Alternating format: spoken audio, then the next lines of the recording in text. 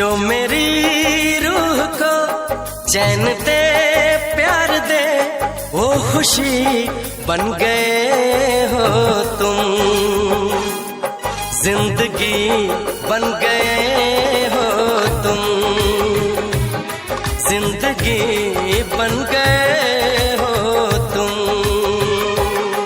जो मेरी रूह को चैन दे प्यार दे, वो खुशी बन गए हो तुम, जिंदगी बन गए हो तुम, जिंदगी बन गए हो तुम।